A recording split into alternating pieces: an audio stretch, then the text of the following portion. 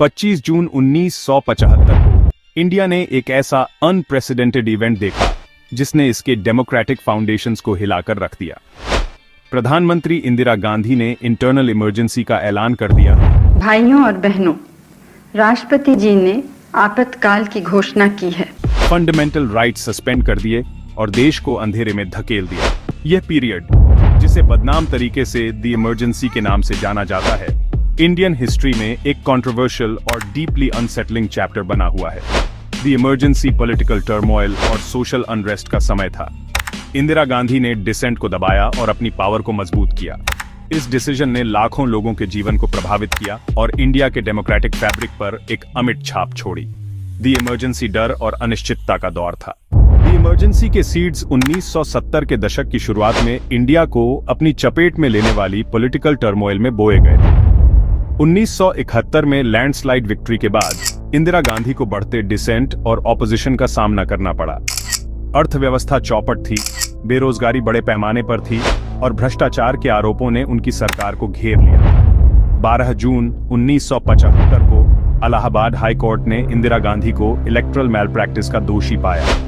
इस वर्डिक्ट ने देश में शॉकवेव्स भेज दी और विपक्ष को एम्बोल्डेंड किया। गांधी ने सुप्रीम कोर्ट में वर्डिक्ट को चुनौती दी। सुप्रीम कोर्ट ने उन्हें संसद में मतदान करने से रोक दिया। इस डिसीजन ने विपक्ष के इस्तीफे के आह्वान को और हवा दी। दबाव का सामना करते हुए इंदिरा गांधी ने आंतरिक आपातकाल की घोषणा की। राष्ट्रीय सुरक्षा और आंतरिक स्थिरता के लिए खतरों का हवाला देते हुए इंदिरा गांधी की सरकार ने फंडामेंटल राइट्स को निलंबित कर दिया, प्रेस सेंसरशिप लागू कर दी और राजनीतिक विरोधियों पर बड़े पैमाने पर क्रैकडाउन शुरू कर दिया। द इमरजेंसी संक्षेप में इंदिरा गांधी द्वारा सत्ता हथियाने का एक ब्लेटेंट प्रयास था। एक पेन स्ट्रोक से उन्होंने इंडिया को एक वाइब्रेंट डेमोक्रेसी से एक ऑथोरिटेरियन रेजिम में बदल दिया। संसद को दरकिनार कर दिया गया, न्यायपालिका का गला घोंट दिया गया और असंतोष को बेरहमी से कुचल दिया गया। इंदिरा गांधी ने अपने कार्यालय के भीतर अधिकार को केंद्रीकृत करके अपनी शक्ति को मजबूत किया। उसने डेमोक्रेटिक इंस्टीट्यूशंस और प्रोसेसेस को दरकिनार करते हुए डिक्री द्वारा शासन किया। द इमरजेंसी, जबकि व्यवस्था बहाल करने के लिए एक आवश्यक उपाय के रूप में प्रस्तुत किया गया था, विपक्ष को चुप कराने और उनके शासन को बनाए रखने के लिए एक कैलकुलेटेड चाल थी। द इमरजेंसी में पॉलिटिकल डिसेंट पर एक व्यवस्थित और क्रूर क्रैकडाउन देखा गया। विपक्षी नेताओं, स्टूडेंट एक्टिविस्ट, पत्रकारों और जिन्हें भी इंदिरा गांधी के शासन के लिए खतरा माना जाता था, उन्हें बिना मुकदमे के गिरफ्तारी और हिरासत में लिया गया। जयप्रकाश नारायण, मोरारजी देसाई, अटल बिहारी वाजपेयी और लाल कृष्ण आडवाणी जैसी प्रमुख हस्तियों को draconian maintenance of internal security act के तहत कैद किया गया था, जिसे MISA के रूप में भी जाना जाता है। हजारों आम नागरिकों को भी हिरासत में लिया गया, अक्सर फ्लिम्सी आधार पर, और ओवरक्राउडेड प्रिजन्स में यातना और दुर्व्यवहार का शिकार होना पड़ा। असंतोष का दमन गिरफ्तारियों और बंदियों तक ही सीमित नहीं था। सरकार ने अपने आलोचकों को चुप कराने के लिए डराने, परेशान करने और सेंसरशिप सहित विभिन्न हथकंडे अपनाए। द इमरजेंसी ने सभी तरह के राजनीतिक विरोध को प्रभावी ढंग से दबा दिया, जिससे देश भर में भय और पैरानोया का माहौल बन गया। द इमरजेंसी ने प्रेस की स्वतंत्रता पर एक अभूतपूर्व हमला देखा। सरकार ने कड़ी सेंसरशिप लागू की। अखबारों और पत्रिकाओं को सरकार या उसकी नीतियों की आलोचना करने वाली किसी भी चीज को प्रकाशित करने पर प्रतिबंध लगा दिया। सेंसरशिप को धता बताने की हिम्मत करने वाले पत्रकारों को उत्पीड़न, धमकी और गिरफ्तारी का सामना करना पड़ा। अखबारों को सरकारी प्रचार प्रकाशित करने के लिए मजबूर किया गया और मीडिया को प्रभावी ढंग से सत्तारूढ़ शासन के लिए एक माउथपीस में बदल दिया गया। सेंसरशिप का इंडिया में फ्री स्पीच और एक्सप्रेशन पर एक चिलिंग इफेक्ट पड़ा। लोगों को अपनी राय रखने से डर लगता था, सरकार से प्रतिशोध की आशंका होती थी। द इमरजेंसी ने लोकतंत्र की नाजुकता और सत्ता को जवाबदेह ठहराने में एक स्वतंत्र मीडिया के महत्व को प्रदर्शित किया। द इमरजेंसी का इम्पैक्ट राजनीतिक क्षेत्र से कहीं आगे तक गया, जिससे लाखों इंडियंस के दैनिक जीवन प्रभावित हुए।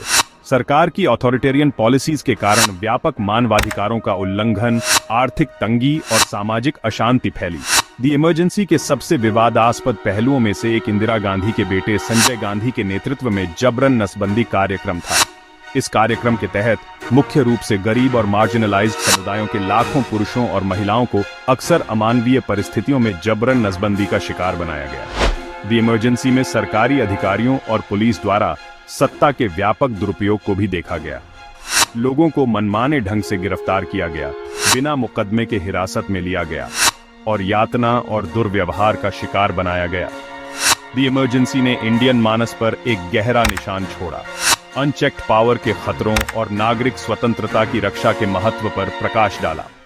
द इमरजेंसी इंडियन हिस्ट्री में एक डीपली डिवाइसिव पीरियड बना हुआ है, जहां कुछ लोगों का तर्क है कि यह व्यवस्था और स्थिरता बहाल करने के लिए एक आवश्यक बुराई थी, वहीं दूसरों का मानना है कि यह लोकतंत्र पर एक ब्लेटेंट हमला था और इंडिया की आजादी के बाद की यात्रा का एक काला अध्याय था। द इमरजेंसी के समर्थकों का तर्क है कि अशांत राजनीतिक माहौल और राष्ट्रीय सुरक्षा के लिए खतरे को देखते हुए यह उचित था।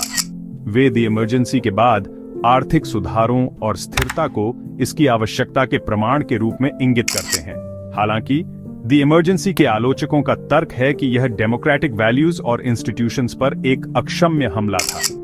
वे व्यापक मानवाधिकारों के उल्लंघन, सेंसरशिप और राजनीतिक दमन पर प्रकाश डालते हैं, जो इस अवधि की विशेषता थी, यह तर्क देते हुए कि एंड्स मीन्स को सही नहीं ठहराते हैं। एक कलंकित विरासत। द इमरजेंसी का अंत मार्च 1977 में हुआ, जब इंदिरा गांधी ने एक आश्चर्यजनक कदम उठाते हुए नए सिरे से चुनाव कराने का आह्वान किया। चुनावों में गांधी की कांग्रेस पार्टी की करारी हार हुई, जिसने उनके ऑथोरिटेरियन शासन के अंत और इंडिया में लोकतंत्र की बहाली का प्रतीक था। हालांकि द इमरजेंसी ने इंडियन राजनीति और समाज पर एक स्थायी प्रभाव छोड़ा। इसने डेमोक्रेटिक इंस्टीट्यूशंस की नाजुकता और जिस आसानी से उन्हें तोड़ा जा सकता है, उसे उजागर किया।